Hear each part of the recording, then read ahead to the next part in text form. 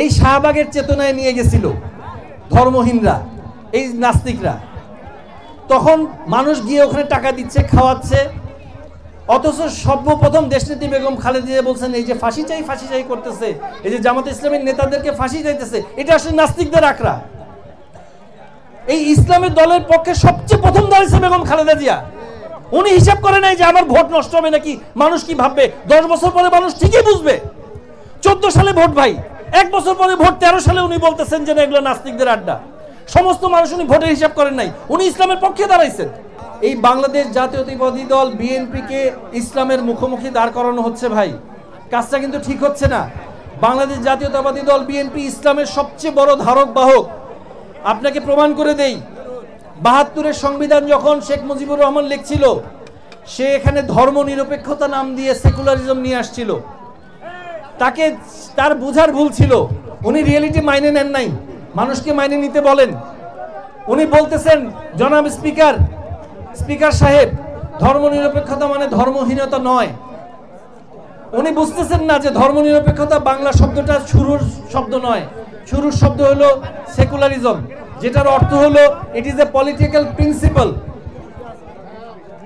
That separates religion from other reels of human existence. সমস্ত জায়গা থেকে ধর্ম সরে যাবে, শুধু মসজিদে থাকবে, মন্দিরে থাকবে, গির্জায় থাকবে, প্যাগোডায় থাকবে। তার মানে আমি এখন যখন খাবো এখানে ধর্ম আনতে পারবেন না, ডান হাত দিয়ে বাম হাত দিয়ে, এটা কোনো ব্যাপার না। খাওয়ার সময় আবার ধর্ম কি? জি না, ধর্ম আমরা মুসলিমরা এবং অন্যান্য ধর্মেও যারা ধর্মকে বিশ্বাস করে, ধর্মপ্রাণ সমস্ত মানুষ বিশ্বাস করে যে ধর্ম সব জায়গায় আছে, প্রত্যেকটা পদে পদে ধর্ম থাকে। এই জন্য বলতে চাচ্ছি, যারা এই জিনিসটা করতে চাচ্ছেন তারা খেয়াল করে রাখবেন, ওই ধর্মহীনতার বিপরীতে শহীদ রাষ্ট্রপতি জিয়াউর রহমান সূচনার বাংলাদেশ যাকে আমরা বলি, স্বাধীনতার মহান ঘোষক, এই মার্চ মাসে উনি ঘোষণা দিয়েছিলেন। উনি সবার প্রথম সংবিধানে বিসমিল্লাহির রহমানির রহিম বসিয়েছেন ভাই। 77 সালে যখন একটা ভঙ্গুর রাষ্ট্র, দুর্ভিক্ষ থেকে উঠে আসা রাষ্ট্র উনি পাইলেন, 77 সালের 30 এপ্রিল উনি সবার প্রথম বলেছেন যে সংবিধানে রাষ্ট্র পরিচালনায় শাসনতন্ত্রের 4টি মূলনীতি, তার মধ্যে প্রথমটা হলো, 1 নম্বর হলো সর্বশক্তিমান আল্লাহর প্রতি পূর্ণ বিশ্বাস ও আস্থা।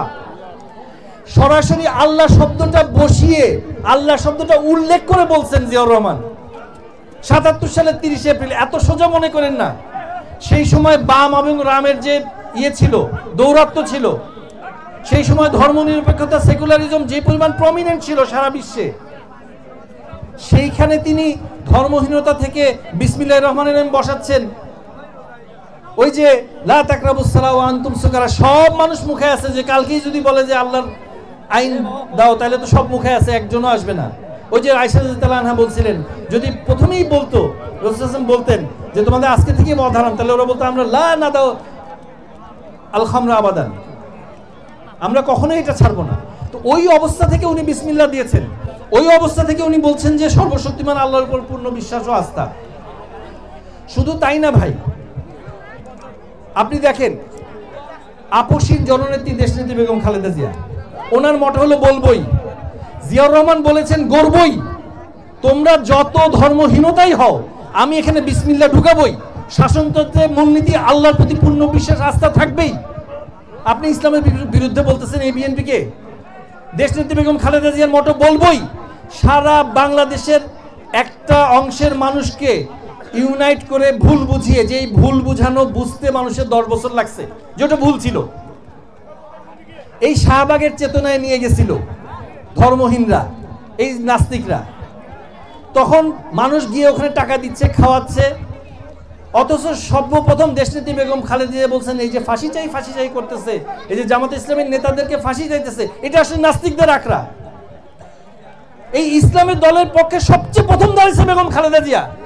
উনি হিসাব করে নাই যে আমার ভোট নষ্ট হবে নাকি, মানুষ কি ভাববে। 10 বছর পরে মানুষ ঠিকই বুঝবে।